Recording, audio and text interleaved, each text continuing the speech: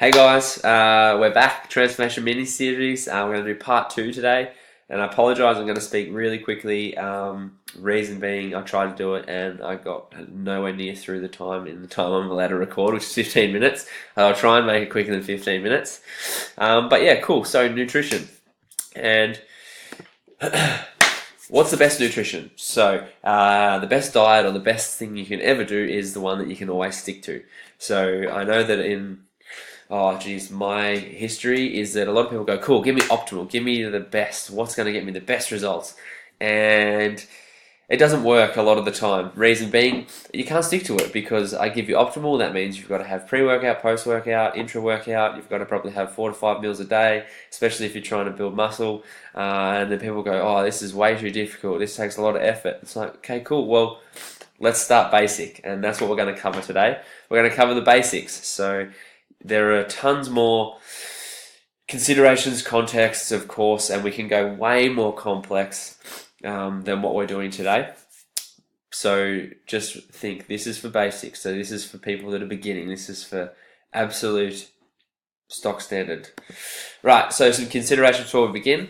These are all issues or things that you should consider before undertaking any nutrition plan. If you're not sleeping, then you're leaving a ton of results on the table. Increased sleep helps with weight loss.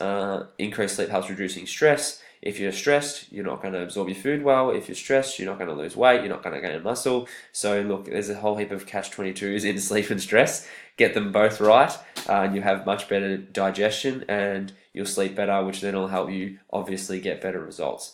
Gut health, that is something that you should always prioritize and sort out no matter what before undertaking anything. So if you have loose stool, loose bowel movements, not going to the toilet more than once or twice a day, constant gas or burping, acid reflux, all these things, look, go and see somebody that's really qualified to do that. Also, hydration, you want to make sure you're drinking 3 to 4 liters a day. Reason being, it does help digestion, and it also helps with making sure that your body works properly. So you want to obviously take care of that. Chewing, this is an interesting one, but you need to chew your food at least 30 to 40 times. You want it to be a paste in your mouth. It makes it easier to digest for your body. So easy to digest means easier to absorb. If it's easier to absorb, it means you're getting the most out of your food. Also, medical conditions. So this one, of course, for example, if a girl wants to get a cycle back, or if a lady has PCOS or endometriosis, there are obviously some dietary considerations or dietary practices that can be utilized better than what we're going to cover today, but we're just going to go through the basics today. Cool. So different types. In the media, there are a ridiculous amount of different names and different fads and different intermittent fasting and paleo, flexible, keto, carnivore. Look, it doesn't matter so long as you can stick to it. And are some more optimal than others? Yes, definitely, most certainly. Myself, I utilize flexible and clean. So majority of the time I eat clean. But sometimes I'll have a treat, and I'll just make sure it works within my nutrition plan. I'll make sure it is within my calories. I make sure it's within my macros and micros, and I'm not leaving anything on the table. So what does that mean? Well, if I want to have a pizza, I might get a gluten-free pizza with no cheese, or I might get cheese, just depends. But for the moment, because I'm not trying to get shredded or diet down crazily, then I allow myself to go out for dinner with friends. I allow myself to have some flexibility within what I'm eating, which is the best approach, in my opinion, for anybody, unless they have crazy physique and body composition goals. Cool. The reason being, it's adherable and you can do it forever because you can still enjoy going out and hanging out with friends. So in regards to picking any of these, it all depends on your context. So what's best for your health? What's your goal? How quickly do you want to get there? And what are you going to be able to adhere to? And you're going to hear me say it a lot. It depends on you and your context as to what is more optimal or not. So we'll get going. Right. Overall, with any nutrition plan, calories are the king. So if you want to lose body fat, then guess what? You need to eat less than what your body requires. Then you will start losing weight. If you're not losing weight, guess what? You are eating too much. Simple. Or not exercising enough. Take your pick. Now, next one, if you want to gain muscle mass, of course you need to be in a surplus. You want things to grow. It needs to be an abundance of nutrients so your body can go, sweet, let's grow, let's put on more muscle, we can handle it because you're feeding us enough. If you want to maintain, really simple. Just eat what you're eating. If you stay the same weight, you stay the same weight. Perfect. But yeah, everything's governed by your caloric needs. However, you can go more specific, which is what we're going to talk about. So within your calories, you have macros, which are protein, fat, carbs, and fiber. And you have micros, which are vitamins and minerals, which are essential for immune health, cell health. Look, take your pick. Everything. Reducing inflammation.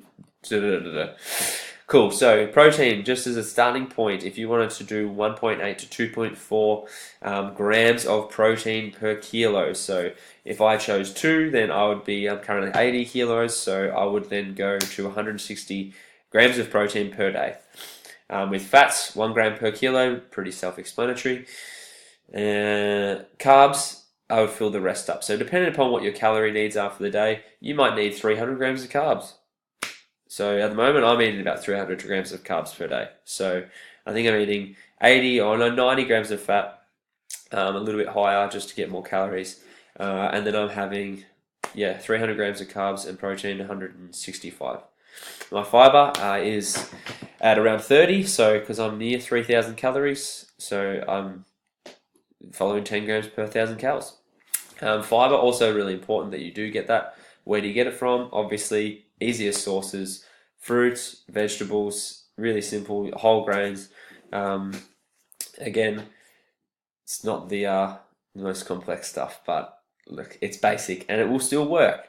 Now, in regards to that, so there is just a little context that I want to describe to you. So if you're, say, a female that's eating 1,200 calories, it's going to be pretty difficult for you to fit in treats or things you love without blowing out your calorie budget if you're eating to get your vitamins and minerals or your macros.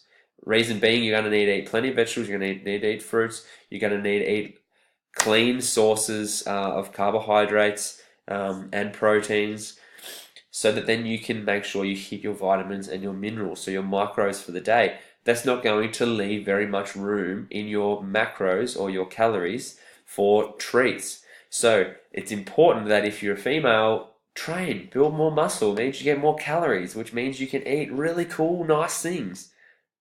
Make sense? Good.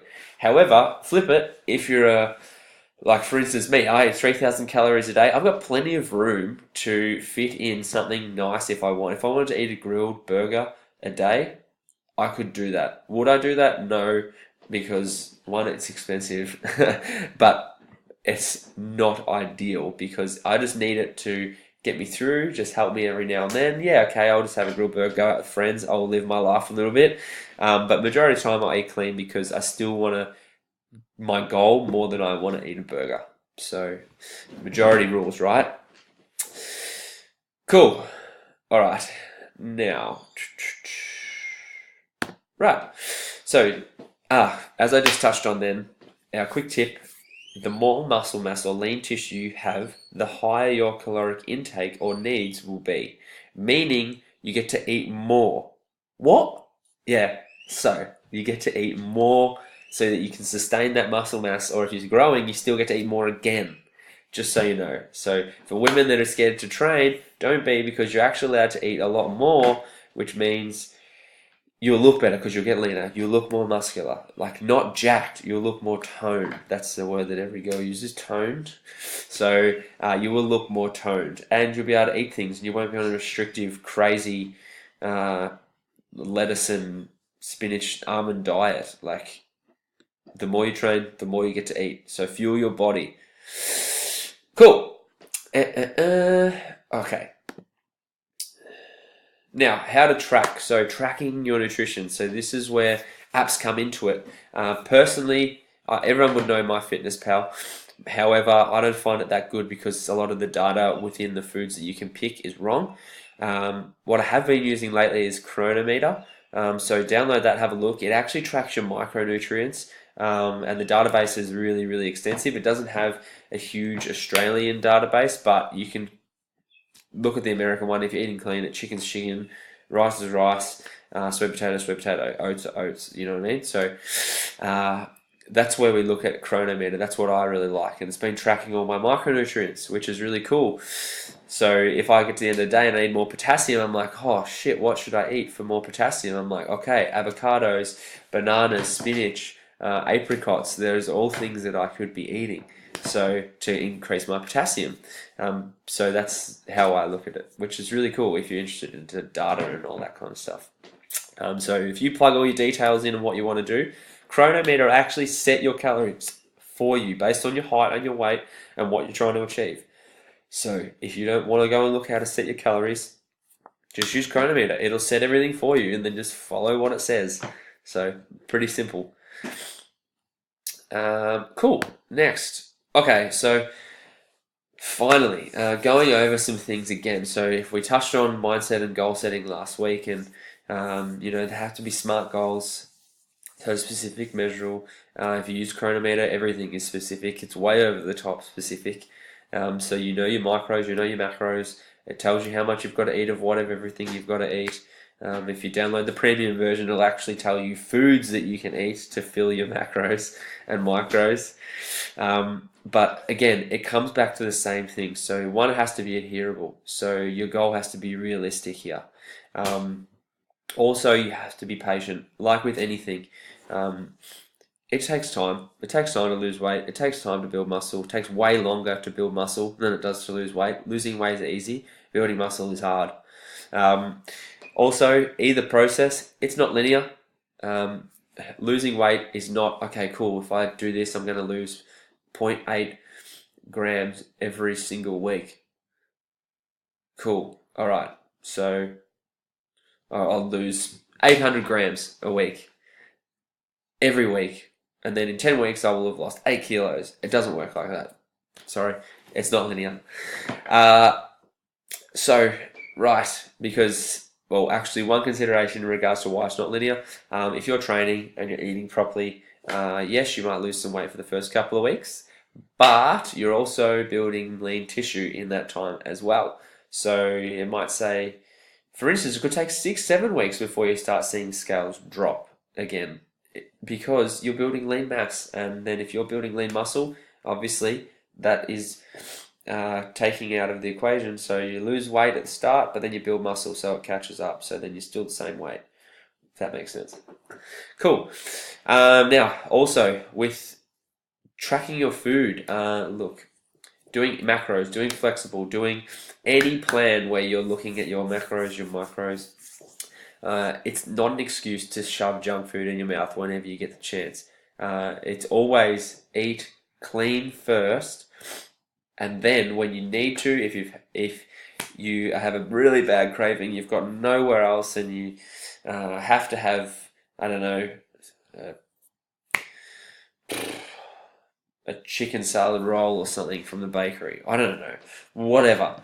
That's fine. Just make sure it still fits within your macros. Make sure it still works. Because one bad meal doesn't equal a disaster. It can if it's like a 5,000 calorie meal, but if it's within your guidelines, if it's within your macros, then it's fine. No problem.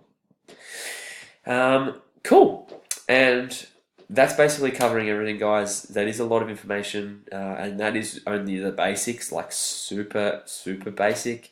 So if you have any questions, please don't be afraid to sing out. But take home is, it has to suit your context and it has to be tailored to you. There are tons of different methods, there are tons of different ways, but for it to work, it has to work with you, not against you, or make it difficult for you. So just food for thought, make sure it suits you and your life. Cool, see you next week.